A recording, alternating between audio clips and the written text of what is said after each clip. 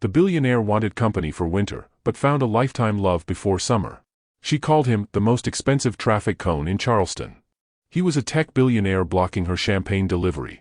She had no idea who he was. He had no idea she'd be the one to save him. Sometimes love starts with broken glass and brutal honesty on a Valentine's Day neither of them believed in. Welcome back to CJ Stories, where we bring you emotional and heart-touching stories that speak to the soul. If you're just joining us for the first time, you're welcome to this wonderful big family. We're so glad to have you here. Please make sure to watch till the end, and if today's story moves you, don't forget to hit that subscribe button, give us a like, and share this video with your family and loved ones. Now, let's dive into today's story. The champagne glass shattered against Charleston's historic cobblestones at exactly 9:47 p.m. on Valentine's Day, and Jefferson Dorman, 37 years old, worth $3.2 billion, and profoundly alone, didn't even flinch. He'd hired 200 people to attend this charity gala. Paid for their tickets himself, actually. Anonymous donations to ensure the historic Charleston Foundation hit their fundraising goal. The event planner had promised an elegant evening at the Nathaniel Russell House, with its famous floating staircase and gaslit gardens overlooking the harbor. What she delivered was couples. Everywhere. Holding hands. Slow dancing. Whispering things that made them smile in that secret way that reminded Jefferson of everything he deliberately stopped wanting 4 years ago. The glass had simply slipped from his hand. He'd been standing alone on the piazza for 20 minutes, watching the harbor lights blur into watercolor reflections, when his fingers just opened. Well, that's one way to make an exit. The voice came from his left, warm and slightly amused, with the kind of southern softness that turned words into something slower, richer. He turned. She stood in the doorway between the garden and the ballroom, backlit by chandelier light that caught the deep bronze of her skin and turned her into something that belonged in a painting. She wore midnight blue, simple, elegant, nothing like the elaborate gowns inside, and her hair was natural, pulled back in a way that showed off the elegant line of her neck and the slight tilt of her head as she studied him. 34, he guessed. Maybe 35. Beautiful in a way that didn't need effort, didn't ask for attention. Just existed, certain and complete. I wasn't exiting, Jefferson said. Just standing. With commitment. She stepped onto the piazza, her heels clicking softly against the old stone. You've been out here long enough that the catering staff is taking bets on whether you're having an existential crisis or planning a hostile takeover. They're watching me? Honey, you're Jefferson Dorman. Everyone's watching you. She said it without flotation, just simple fact. Also, you're standing in front of the champagne delivery entrance.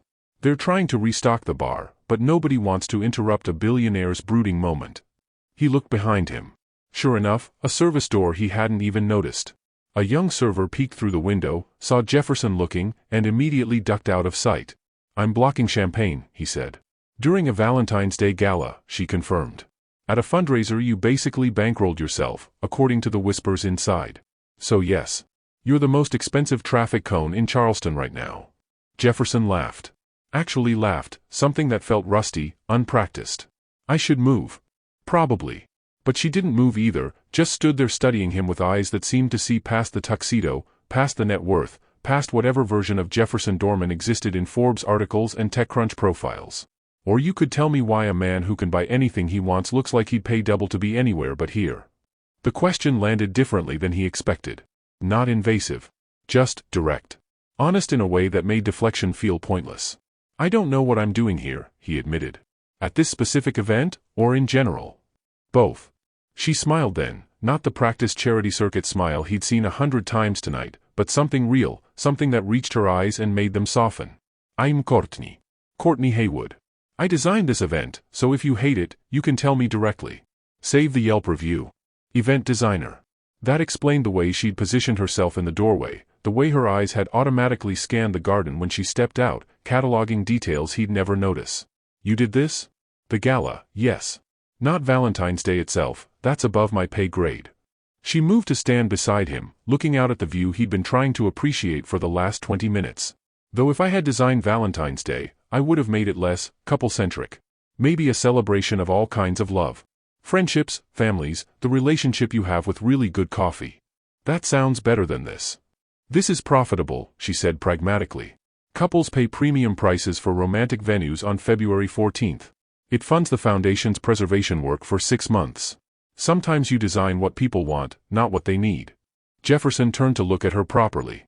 She wasn't looking at him, her attention was on the harbor, on the way moonlight caught the water and the distant boats rocking in their slips. Professional assessment, he realized. She was always working, even now. Something about that felt familiar. Understood. You don't like Valentine's Day either, he said. I didn't say that. You designed an event you don't believe in. Now she did look at him, one eyebrow raised. I design lots of events I don't believe in. Gender reveal parties. Cryptocurrency launch celebrations. A wedding for a couple who'd been dating for 6 weeks and wanted everything covered in edible gold. She paused. They divorced before the thank you cards went out. But you took their money. I took their money, she confirmed. And I gave them exactly what they asked for, executed flawlessly, on time and under budget. That's the job. Sounds practical? Mercenary? She smiled slightly. I prefer professional. I love what I do, Mr. Dorman. I love taking a vision, even a ridiculous one, and making it real. Creating moments people remember. But I stopped confusing my work with my values a long time ago. The honesty was refreshing. Startling, actually. In Jefferson's world, people rarely admitted to the transaction underneath things. Everyone pretended it was about passion, about changing the world, about anything except the money that made it all possible. Jefferson, he said. Not Mr. Dorman. Jefferson. She tested it, like she was deciding whether to allow the familiarity. You didn't answer my question. Why are you here if you don't want to be? He should deflect. Should offer some polite non-answer about supporting local foundations and historic preservation. Should absolutely not tell this woman, this stranger who designed events for a living and probably saw right through every social performance, the truth. My business partner thinks I'm becoming a hermit, he said. He's been sending me calendar invitations to public events twice a week for 3 months. This was the compromise. I attend one event, and he stops trying to fix my social life. Is he right? Are you becoming a hermit? Jefferson considered this. His house on Sullivan's Island, 18,000 square feet of glass and steel overlooking the Atlantic. Smart home systems that anticipated every need. Groceries delivered. Meetings conducted via video conference. His last in-person conversation before tonight had been, when? Tuesday? Wednesday? Probably, he admitted. And that's a problem? Stellan thinks so. What do you think? No one had asked him that. Stellan had lectured. His mother had worried during their weekly phone calls. His therapist, the one he'd stopped seeing 6 months ago, had used words like isolation and avoidance patterns. But no one had simply asked what he thought about his own life. I think I'm tired, Jefferson said slowly. Of performing. Of being Jefferson Dorman, founder and CEO, tech industry disruptor, whatever headline people want to use. I built something. It's successful. It runs itself now, mostly. And I thought that would feel like freedom, but instead it just feels empty. He looked at her sharply. She wasn't smiling now. Just watching him with something that looked like recognition. Yeah, he said quietly. Empty. Courtney nodded, like he'd confirmed something she already knew. You want to know why I'm really out here? Why I'm talking to you instead of inside making sure the dessert service is running smoothly. Why? Because I saw you standing here alone, looking at that view like you were trying to find something in it, and I recognized that look. She wrapped her arms around herself. The February night was mild for Charleston, but still cool against bare shoulders. My mama has early dementia. Diagnosed last year. She's 62. Some days she's completely herself. Some days she can't remember what year it is, who the president is, whether she ate breakfast. Jefferson felt his chest tighten. I'm sorry. The doctors say we have time. Maybe years before it gets really bad. But I find myself designing these elaborate events, creating these perfect moments for strangers, and then I go home to my mama's house and she asks me the same question 4 times in 10 minutes, and I think. She stopped, swallowed. I think about how I'm spending my time.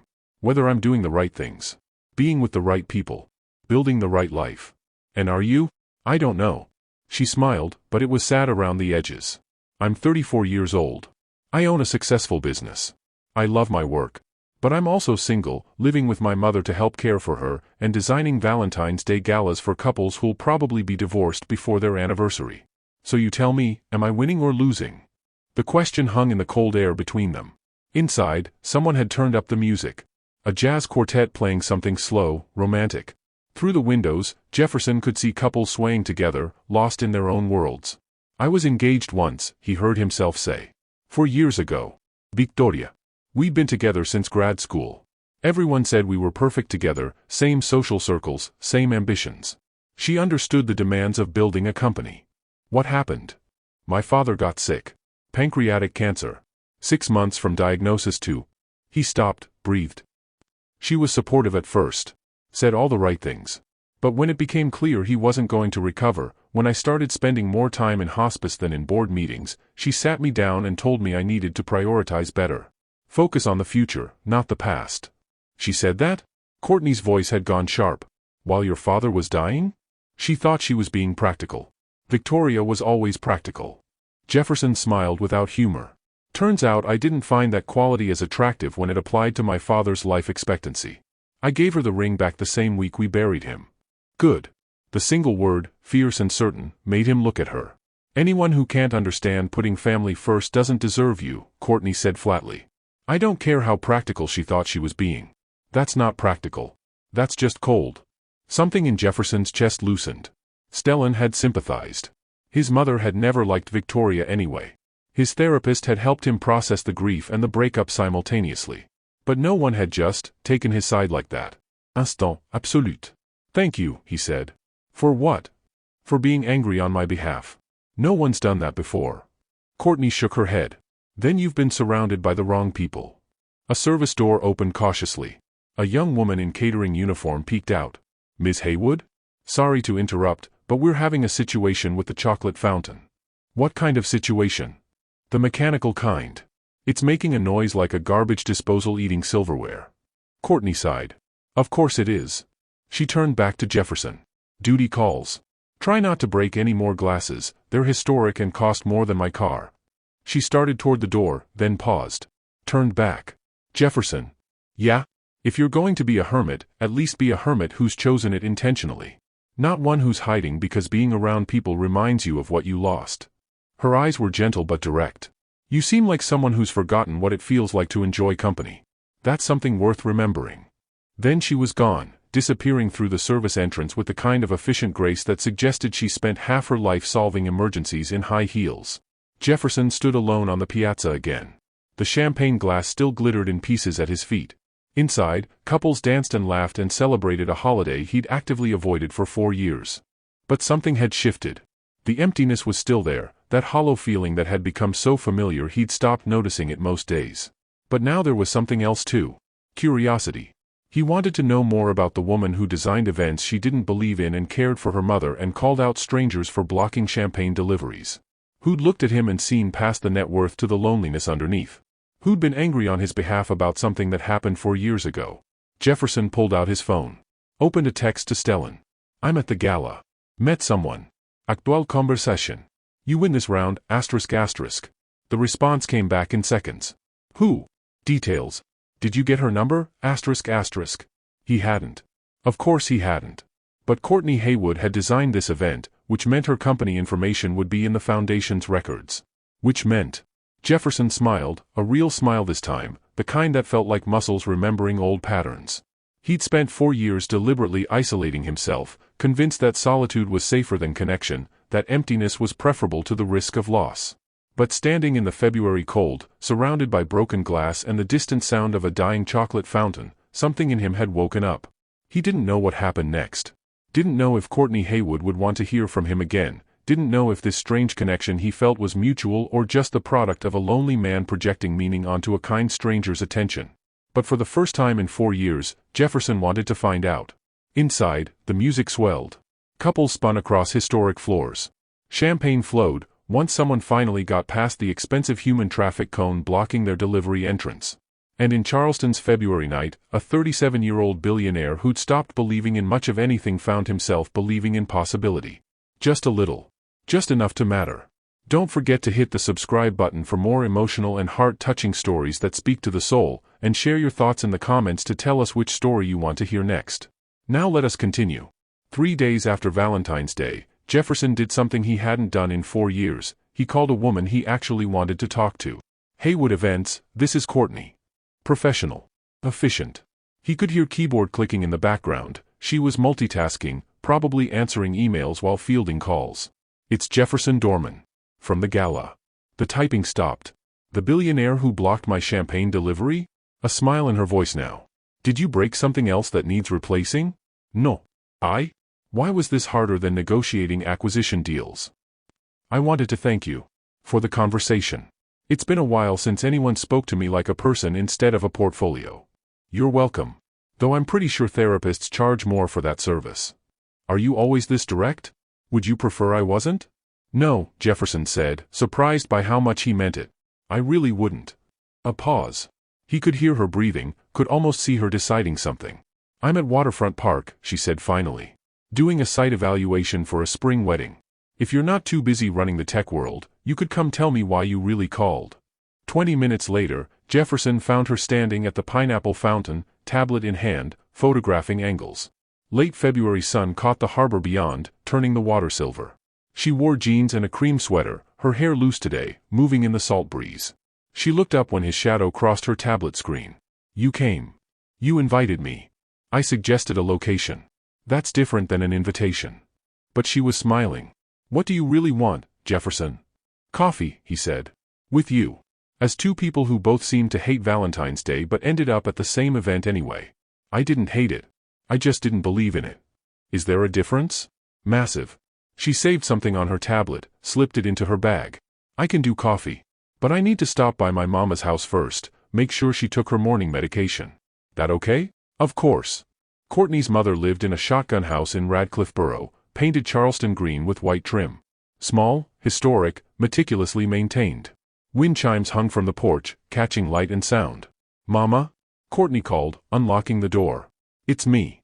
Diane Haywood appeared from the kitchen, 62 years old with silver threading through her black hair, wearing a paint-stained shirt that suggested she'd been working on something creative.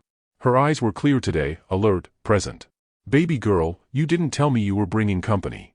Her gaze landed on Jefferson, assessing. And handsome company at that. Mama, this is Jefferson. We're just stopping by before coffee. Jefferson Dorman? Diane's eyes widened. The tech billionaire? Yes, ma'am, Jefferson said, offering his hand. Diane shook it firmly, then looked at her daughter with raised eyebrows that communicated entire paragraphs. Courtney's expression said don't you dare just as clearly. Well, Diane said, any friend of Courtney's is welcome here. You treat her right, you hear me? Mama, we're not. I hear you, Mrs. Haywood, Jefferson said, fighting a smile. Courtney checked the medication organizer. Wednesday's morning slot was empty, afternoon still full. Asked her mother 3 careful questions that felt rehearsed, clinical. What day is it? What did you have for breakfast? Do you remember our plans for this weekend? Diane answered each one correctly, but Jefferson saw the shadow that crossed Courtney's face anyway. The constant evaluation. The waiting for the moment when the answers would stop coming so easily. She's having a good day, Courtney said when they were back outside, walking toward the coffee shop on Cannon Street.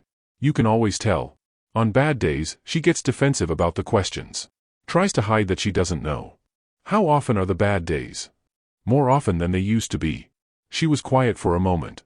I moved back in 6 months ago. Left my apartment in Mount Pleasant, gave up my lease. I kept telling myself it was temporary, just until we figured out a care plan. But it's not temporary, is it? This is just, what happens now? They reached the coffee shop, a local place with mismatched furniture and art from Charleston painters covering the walls. Jefferson ordered black coffee. Courtney got something elaborate with oat milk and cinnamon. You didn't answer my question from the park, she said when they sat down by the window overlooking the street. Why did you really call? Jefferson turned his cup in his hands, watching steam rise. Because for 4 years, I've been avoiding exactly this. Conversation. Connection. Anything that might lead to caring about someone again. And now? Now I met someone who told me I was an expensive traffic cone, and I couldn't stop thinking about it. Courtney laughed, a real laugh that made other customers look over. That's your metric? Insults. Honesty, he corrected. You didn't want anything from me. Didn't perform. Just saw me standing there being pathetic and decided to say something. You weren't pathetic. I was absolutely pathetic. Okay, maybe a little pathetic, she conceded. But understandably so. Grief and isolation will do that. Is that what you're doing? With your mother's diagnosis? Isolating? The question made her pause, really consider. I'm surviving, she said finally. Managing. Making sure she's safe and cared for and has as many good days as possible. But isolating? She looked out the window at Charleston moving past, tourists and locals, horse-drawn carriages and cyclists. Maybe. I stopped dating after the diagnosis. Stopped making plans more than a few weeks out. Started turning down projects that required travel. Do you resent it? Sometimes. The admission came quietly. Then I feel guilty for resenting it, because she's my mama and she'd do the same for me without hesitation. But yeah. Sometimes I resent that I'm 34 and my life has shrunk down to work and caretaking and nothing else. Jefferson reached across the table, covered her hand with his. The touch surprised them both, sudden, impulsive, completely unlike his usual calculated approach to everything. I think, he said slowly, we might be two people who've forgotten how to want things for ourselves. Courtney looked at their hands, then up at his face. What do you want, Jefferson? Right now? More coffee with you. Tomorrow, if you'll let me. And the day after that. That's it? Coffee? It's a start. He smiled. I'm out of practice at this. At wanting anything beyond the next quarterly report. She turned her hand over, laced her fingers through his. The gesture felt enormous, weighted with possibility and risk in equal measure. Okay, Courtney said. Coffee tomorrow. But I'm picking the place, and if you block any delivery entrances, I'm leaving you there. Deal. Outside, Charleston moved through its February afternoon. Tourists photographed Rainbow Row. Church bells marked the hour. The harbor reflected clouds and history and endless sky. And inside a coffee shop on Cannon Street, two people who'd stopped believing in new beginnings found themselves wanting to try anyway. Don't forget to hit the subscribe button for more emotional and heart-touching stories that speak to the soul, and share your thoughts in the comments to tell us which story you want to hear next. Now let us continue. By mid-March 2024, Jefferson had learned 17 things about Courtney Haywood. She took her coffee with oat milk and cinnamon, never sugar. She hummed while she worked, usually old Motown songs her mother had played when she was growing up. She was left-handed but wore her watch on her left wrist anyway because her grandmother had told her that's what professional women did. She laughed with her whole body. She cried during dog food commercials but stayed dry-eyed through actual tragedies because somebody has to keep it together. She was brilliant at her job, fiercely protective of her mother, and absolutely terrified of wanting something she might lose. Jefferson understood that last part intimately. They'd fallen into a rhythm over the past month. Coffee 3 mornings a week. Lunch when her schedule allowed. Long walks through Charleston's historic district where she'd point out architectural details he'd never noticed despite living here for 15 years. She'd introduced him to her favorite restaurants, small places tourists never found, where locals greeted her by name and brought extra cornbread without asking. He'd shown her Sullivan's Island at sunrise, the Atlantic turning gold and pink, dolphins breaking the surface like promises. His house, all that glass and steel and deliberate emptiness, which she'd walked through with the same assessing eye she'd used at Waterfront Park. You live here alone? She'd asked, standing in the great room with its 30-foot ceilings and view that stretched to the horizon. Yes. Jefferson, this place could house 20 people comfortably. I know. And you chose empty over full? It wasn't a question, but he answered anyway. After my father died, after Victoria left, I wanted space. Distance from everything. This felt like safety. Does it still feel safe? He'd looked at her standing in all that expensive emptiness, wearing jeans and one of his old college sweatshirts because she'd gotten cold during the walk on the beach, her natural hair pulled back in a ponding tail, no makeup, completely herself. No, he'd admitted. Now it just feels lonely. That was 2 weeks ago, on March 8th. Since then, something had shifted between them. Deepened. The coffee dates had started including dinner.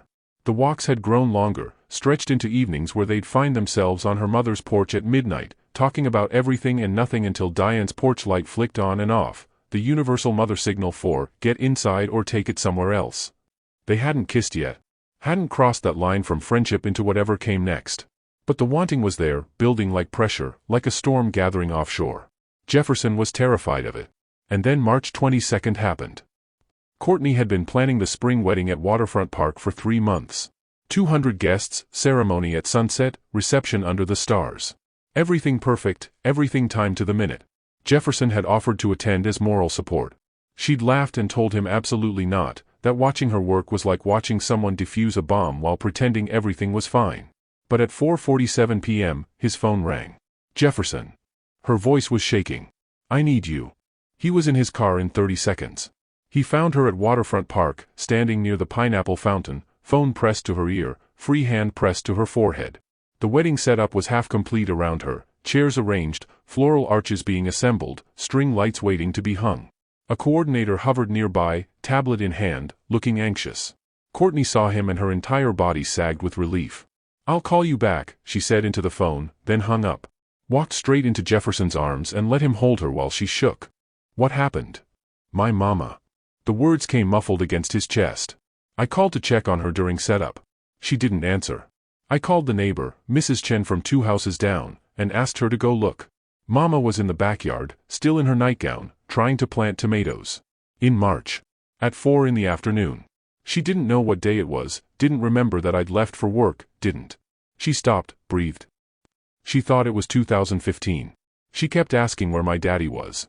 He's been gone since 2019, Jefferson. She buried him 5 years ago and today she couldn't remember. Jefferson held her tighter. Where is she now? Mrs. Chen got her inside, gave her some sweet tea, turned on her favorite cooking shows. She's staying with her until I can get there. But I can't. Courtney pulled back, gestured helplessly at the wedding setup around them. I have 200 people arriving in 90 minutes. A bride who's been planning this day for 18 months. I can't just leave. Yes, you can. Jefferson. You absolutely can. He pulled out his phone. What's your assistant's number? Riley. But she's handling the catering coordination, she can't. Give me the number. Courtney recited it, watching him with red-rimmed eyes while he dialed. Riley? This is Jefferson Dorman. I'm with Courtney. Yes, that Jefferson Dorman. Listen, there's a family emergency. Courtney needs to leave. Can you manage the ceremony execution using her timeline? You're sure? Okay. Call this number if anything critical comes up. He rattled off another number, Stellan's. Jefferson realized. His business partner who'd been trying to fix his social life for months would probably enjoy the irony of managing a wedding crisis. He hung up and looked at Courtney. Riley's got this. She's been doing this work with you for 3 years, she knows your systems, and she's got Stellan as backup if anything goes sideways. Go be with your mother. I can't ask you to. You didn't ask. I'm telling you. He cupped her face in his hands, made her look at him. Courtney, you told me that anyone who can't understand putting family first doesn't deserve you. You were right. So go. I'll make sure this wedding happens exactly the way you planned it. A tear slipped down her cheek. Then another. I don't know what to say. Say you'll text me when you get to your mother's. Say you'll let me help. I'll text you. She kissed his cheek, quick, grateful, not the first kiss either of them had been imagining, but waited with meaning anyway. Thank you. Then she was gone, practically running to her car, leaving Jefferson standing in the middle of a half-assembled wedding wondering what the hell he'd just committed to. His phone rang. Stellan. Did you just volunteer me to manage a wedding? Yes. I don't know anything about weddings. Neither do I. We'll figure it out. Stellan laughed. You really like this woman. Yeah, Jefferson said, watching Courtney's car disappear down East Bay Street. I really do. The wedding went off perfectly. Riley was a force of nature, directing vendors and coordinating timing with military precision. Stellan, who turned out to have unexpected opinions about flower arrangements, kept the bride's anxious mother occupied with conversation about her own upcoming anniversary. Jefferson mostly stayed out of the way, but he handled the last-minute crisis when the string lights short-circuited, called an electrician contact from his construction projects, the emergency when the harpist got stuck in traffic, personally drove to North Charleston to pick her up, and the moment when the groom nearly passed out from nerves, bourbon and a firm conversation about how the woman waiting for him was worth being terrified.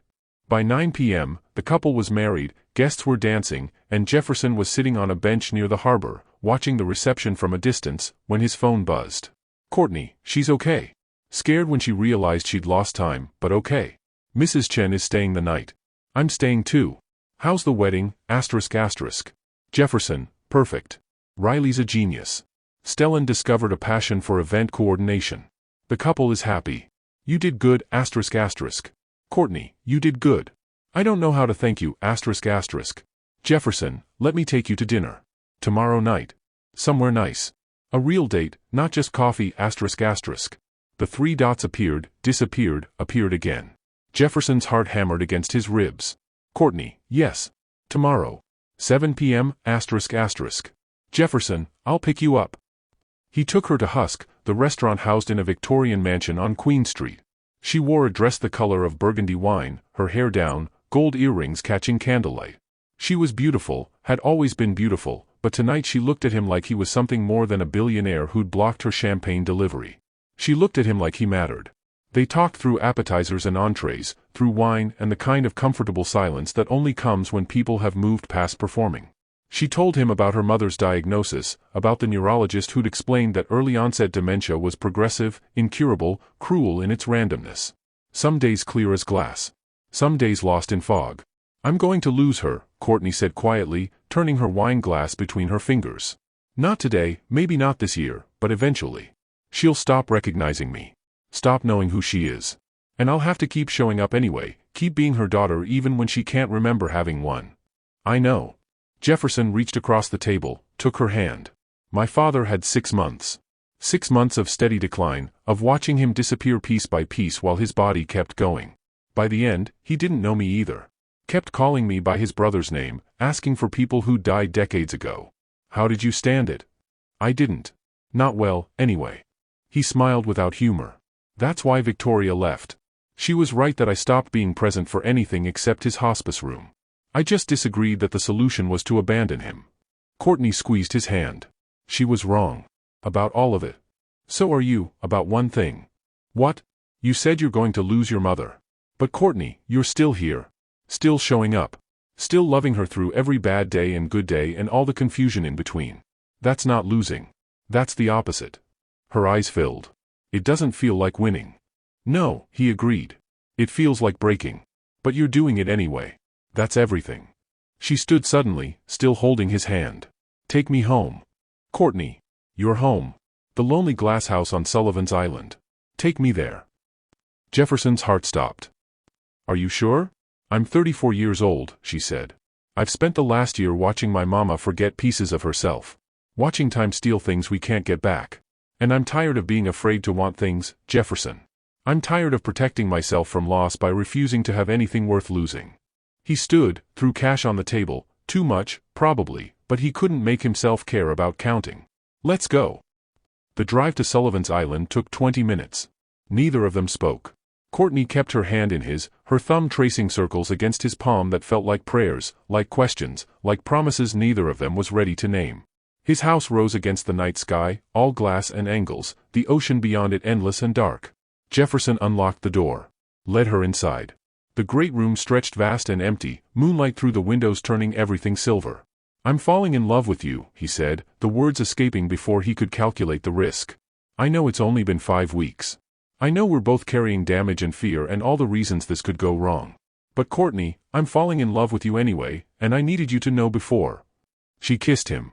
Finally, after 5 weeks of wanting, of dancing around the inevitable, she rose on her toes and pressed her lips to his and the entire world narrowed to that point of contact. The kiss was gentle at first, tentative, asking permission. Then her hand slid into his hair and his arms wrapped around her waist and gentle became urgent, became necessary, became the only thing that mattered in all his expensive emptiness. When they finally broke apart, both breathing hard, Courtney pressed her forehead to his. I'm falling too, she whispered. And it terrifies me. Me too. But I want this. Want you. Want to risk it anyway. Jefferson kissed her again, softer this time, savoring. Then let's be terrified together. She smiled against his mouth. Okay. They stood there in the moonlight, holding each other like lifelines, two people who'd forgotten how to want, finally allowing themselves to hope. And somewhere across the harbor, in a small greenhouse in Radcliffe Borough, Diane Haywood slept peacefully, tomorrow's memories already slipping away like water through fingers. Time was cruel. Love was risky. Loss was inevitable. But tonight, in a glass house above the Atlantic, two people chose to want anyway. Don't forget to hit the subscribe button for more emotional and heart-touching stories that speak to the soul, and share your thoughts in the comments to tell us which story you want to hear next. Now let us continue. The call came at 2:17 a.m. on May 9, 2024. Jefferson was asleep in his bed on Sullivan's Island, Courtney beside him, a reality that still felt surreal after 6 weeks of her presence making his empty house feel like home. They'd fallen into rhythms, her staying over 3 nights a week, him cooking breakfast while she checked on her mother via video call, both of them pretending this wasn't becoming permanent when it absolutely was. His phone lit up the darkness. Courtney's phone rang simultaneously. She answered first. Hello? Mrs. Chen? What? Her entire body went rigid. I'm on my way. Jefferson was already out of bed, pulling on clothes. What happened? Mama fell. Mrs. Chen heard a crash, went over with her spare key. Found her at the bottom of the stairs. She's conscious but confused, doesn't know how she got there. Ambulance is coming. They made it to MUSC Medical Center in 14 minutes. Found Diane in the emergency room, looking small and frightened in a hospital gown, a bandage on her forehead, her right wrist in a temporary splint. Baby? Diane's voice was thin, uncertain. What happened? Why am I here? Courtney took her mother's hand, keeping her voice steady despite the tears streaming down her face. You fell, Mama. Hit your head. But you're going to be okay. The doctor came in, Dr. Patel, according to her badge. Young, efficient, kind-eyed. Mrs. Haywood has a mild concussion and a fractured wrist. We're admitting her overnight for observation. But Ms. Haywood, I need to speak with you privately. They stepped into the hallway. Jefferson stayed close, his hand on the small of Courtney's back. Your mother can't live alone anymore, Dr. Patel said without preamble. This is the second fall in 3 months according to her medical records. The dementia is progressing. She's becoming a danger to herself. I check on her every day, Courtney said. Mrs. Chen lives 2 houses down, I have cameras. It's not enough. She needs full-time care. Either in-home support around the clock, or... Dr. Patel paused. There are excellent memory care facilities in Charleston.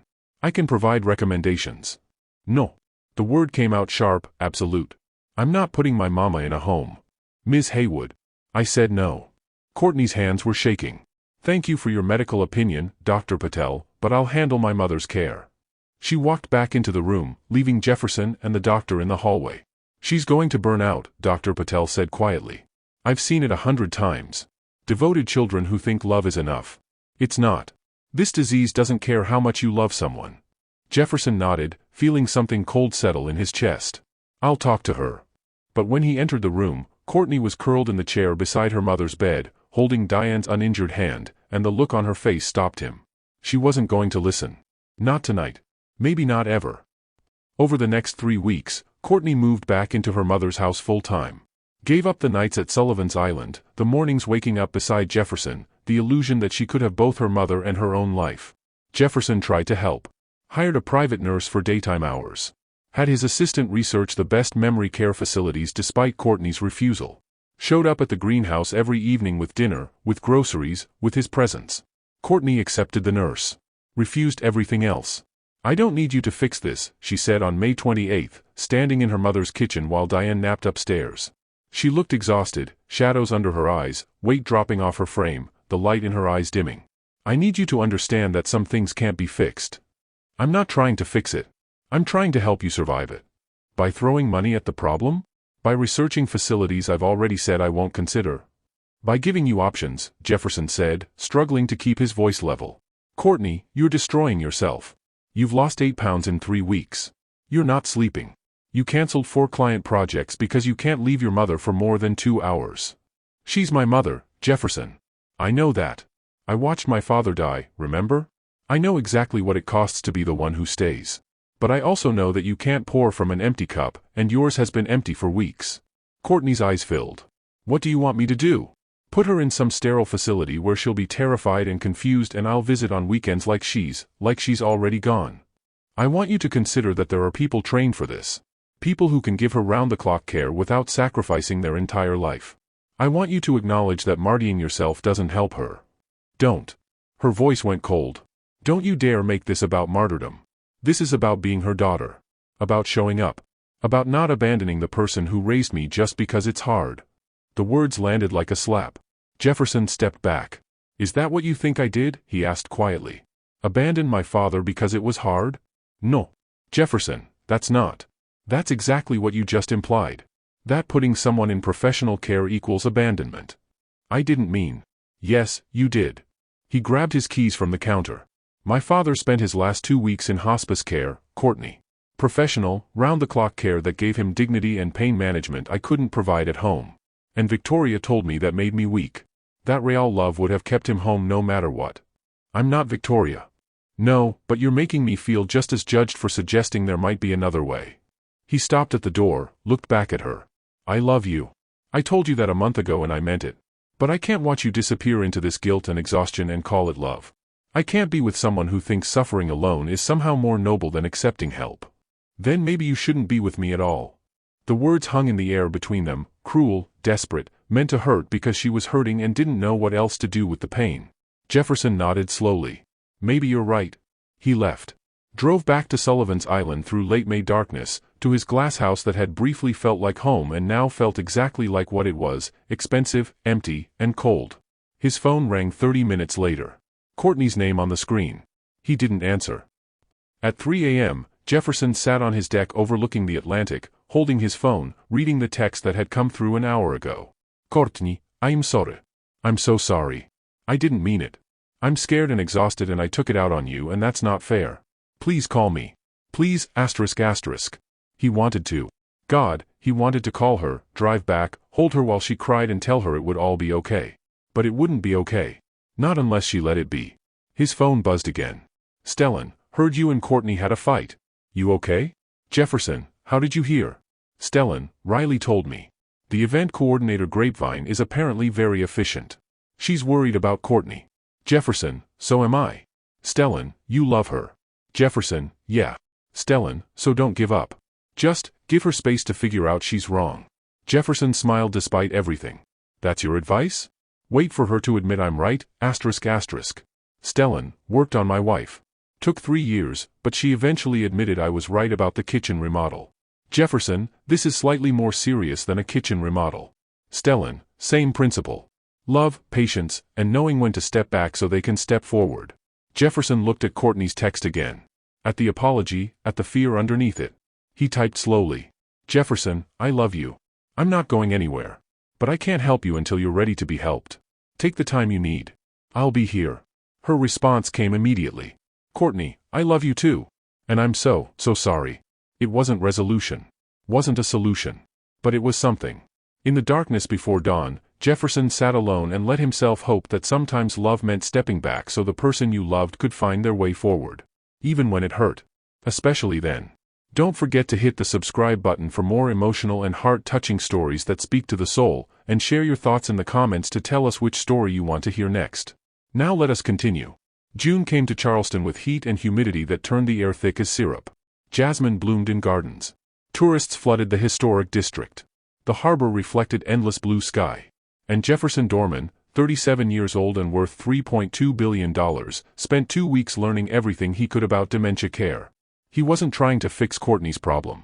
Stellan had been right, some things required stepping back, giving space. But space didn't mean giving up. It meant doing the work she was too exhausted to do herself. He called Dr. Patel and asked for her recommended facilities. Visited all 7 personally. Toured Charleston's finest memory care communities with a checklist he'd created based on 50 hours of research, staff-to-patient ratios, specialized dementia training, activity programming, family integration policies, outdoor spaces, cultural sensitivity. 5 facilities felt institutional despite their elegant marketing. 1 felt warm but understaffed. The 7th, Magnolia Gardens Memory Care in Mount Pleasant, felt different. It was small, only 30 residents. The building had been a historic home before conversion, with wide porches and rocking chairs, a garden where residents tended vegetables, a music room where a pianist played standards every afternoon. The director, Patricia Green, had worked in dementia care for 23 years and talked about residents like beloved family members, not patients. We don't just care for their bodies, Patricia said, walking Jefferson through the sun-filled common room where residents played cards, worked puzzles, listened to music. We honor who they were. Who they still are, even when memory fails. We help families stay connected through every stage. What about visiting hours? Unrestricted. Family can come anytime, stay as long as they want. Many families eat dinner here several times a week. We encourage participation in daily activities. Jefferson watched an elderly woman, maybe 70, black, with silver hair in elegant braids, work on a watercolor painting while a younger woman, clearly her daughter, sat beside her offering gentle encouragement. That's Mrs. Thompson and her daughter Rachel, Patricia said quietly. Mrs. Thompson has had Alzheimer's for 4 years. She doesn't always remember Rachel's name anymore, but she knows she's loved. And Rachel comes every single day because she knows her mother is safe, cared for, and still herself in the ways that matter most. Something in Jefferson's chest loosened. This was what he needed to show Courtney. He called her that evening. She answered on the 3rd ring, sounding wary. Jefferson. How are you? Tired. Scared. Missing you. A pause. How are you? Missing you too. How's your mother? Good days and bad days. More bad lately. Her voice cracked. She called me by her sister's name yesterday. Her sister died in 2003, Jefferson. She's been gone 21 years and Mama thought she was standing in her kitchen making Sunday dinner. I'm sorry. Me too. He heard her breathe, steadying herself. I've been thinking about what you said. About help. About options. Jefferson's heart hammered. Yeah? I'm not ready for a facility. I'm still not there yet. But I hired a night nurse. Someone to stay from 10 p.m. to 6 a.m. so I can actually sleep. And I'm trying to accept that this is bigger than I can handle alone. That's huge, Courtney. It doesn't feel huge. It feels like failing. It's not. It's the opposite. He paused, gathering courage. Can I see you? Tomorrow? There's something I want to show you. Jefferson. Not a solution. Not a fix. Just something. Please. Silence.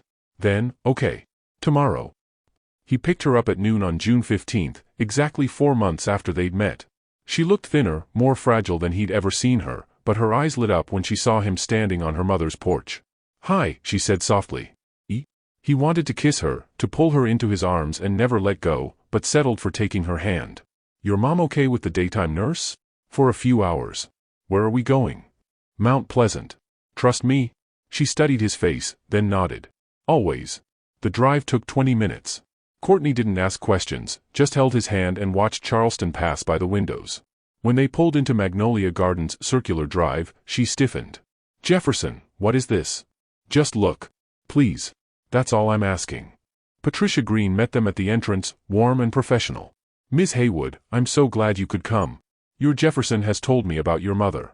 My Jefferson? Courtney shot him a look. He shrugged, fighting a smile. I might have visited a few times. Patricia led them through the facility. Showed them private rooms that felt like bedrooms, not hospital spaces, residents' own furniture encouraged, family photos covering walls, windows overlooking gardens.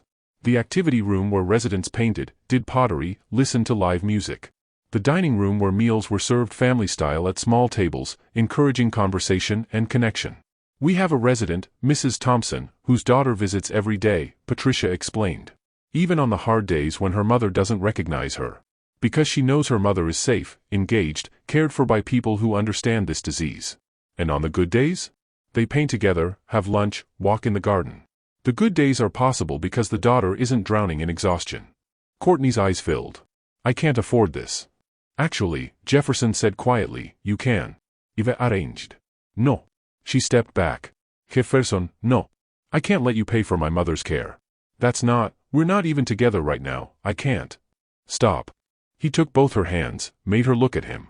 4 years ago, when my father was dying, Victoria told me I needed to prioritize better. Focus on the future instead of the past. And I gave her ring back because I understood that anyone who couldn't support me through the hardest thing I'd ever faced didn't deserve me through the easy things. I know. I remember. You were right about that, Courtney. You were right to be angry on my behalf. But you were wrong about something too. He squeezed her hands gently. Accepting help isn't weakness. It's not abandonment. It's love in a different form. It's saying, I trust you enough to let you carry some of this weight with me. Tears spilled down her cheeks. I'm so scared. I know, baby. I know. What if I put her here and she thinks I abandoned her? What if the bad days get worse because she's confused about where she is? What if, Jefferson interrupted gently, you visit every single day like Mrs. Thompson's daughter does? What if you're present for the good days because you're not completely destroyed by managing the bad days alone? What if your mother gets professional care from people who love this work, and you get to be her daughter again instead of her exhausted, overwhelmed caregiver? Courtney looked around the sunny common room. At residents engaged in activities, families visiting, staff members who moved through the space with genuine warmth and patience. I don't know if I can do this, she whispered. You don't have to decide today. Just think about it. Tour a few more places if you want. Talk to other families. But Courtney, please stop thinking that suffering alone somehow proves you love her more. It doesn't. It just proves you're human, and humans aren't meant to carry everything by themselves. Patricia appeared with a tissue box, offering it to Courtney with understanding eyes. Ms. Haywood, would you like to meet Mrs. Thompson and her daughter? I think Rachel might have some perspective that would help. Courtney nodded, unable to speak. An hour later, they sat in Jefferson's car in the parking lot. Courtney had spent 45 minutes talking to Rachel Thompson, hearing about her journey from guilt to acceptance to gratitude for finding a place that honored her mother's dignity while giving Rachel her life back. She visits every day, Courtney said quietly. Every single day for 2 years. That's not abandonment. No. It's devotion. And her mother seems happy. As happy as someone with Alzheimer's can be. Yeah. Courtney turned to face him. I'm sorry. For what I said during our fight. For implying that suggesting professional care meant you didn't understand or didn't care. You understand better than almost anyone. I know you were scared. You're still scared. Terrified, she confirmed. Of losing her. Of making the wrong choice. She stopped, breathed. Of losing you. Jefferson cupped her face in his hands. You're not going to lose me. I'm right here. I've been here since February 14th when I blocked your champagne delivery and you called me an expensive traffic cone. She laughed through tears. That was a good line. It was an excellent line. I fell a little bit in love with you right then. He kissed her forehead, her cheeks, the tip of her nose. I love you, Courtney Haywood. I love your strength and your dedication and your fierce protection of the people you love. But I also love you enough to tell you when you're drowning. And baby, you've been drowning. I know. She leaned into him, letting him hold her. I'll think about it. About Magnolia Gardens. About letting you help. That's all I'm asking. They sat there in the parking lot as June afternoon stretched golden and warm around them. Inside, residents lived their lives with dignity and care. Rachel Thompson probably sat with her mother, making memories that would fade but mattered anyway. And in Jefferson's car, two people who'd both learned that love sometimes meant loss held each other and chose to risk it anyway. 3 weeks later, July 2024. Diane Haywood moved into Magnolia Gardens on July 6, 2024. She had a good day that day, clear-eyed and present, understanding where she was going even if she didn't fully understand why. You'll visit, she asked Courtney as they arranged family photos on her new dresser. Every single day, Mama. I promise. And you'll bring that handsome Jefferson? Courtney laughed. Yes, Mama. I'll bring Jefferson. Good. He looks at you like you hung the moon. Don't let that one go. I won't. And she didn't. June 2025. The wedding took place at Waterfront Park on June 14, 2025, exactly 1 year and 4 months after Jefferson Dorman had stood at the pineapple fountain looking lost and alone, and Courtney Haywood had told him he was blocking champagne. She wore ivory lace. He wore navy blue. Diane sat in the front row, having a good day, clear enough to cry when her daughter walked down the aisle, clear enough to tell Jefferson during their dance that if he ever hurt her baby, net worth wouldn't protect him. Riley coordinated the event flawlessly. Stellan gave a best man speech that made everyone laugh and cry. Patricia Green attended as an honored guest, celebrating the family who'd become part of Magnolia Gardens' community. And when Jefferson kissed his bride as the sun set over Charleston Harbor, turning the water golden pink and perfect, he thought about how much had changed since that Valentine's Day when he'd given up on wanting anything. He'd wanted company for winter. He'd found a lifetime love before summer. I love you, Mrs. Dorman, he whispered against her lips. I love you too, Courtney whispered back. My expensive traffic cone. He laughed. She laughed. Their guests applauded. And somewhere in Mount Pleasant, in a room filled with family photos and afternoon sunlight, Diane Haywood smiled in her sleep, dreaming of weddings and daughters and the handsome man who'd loved her baby girl enough to fight for her even when she pushed him away. The music played. The couples danced. The harbor reflected endless possibility. And two people who'd forgotten how to hope had built something worth believing in. Together. Don't forget to hit the subscribe button for more emotional and heart-touching stories that speak to the soul, and share your thoughts in the comments to tell us which story you want to hear next.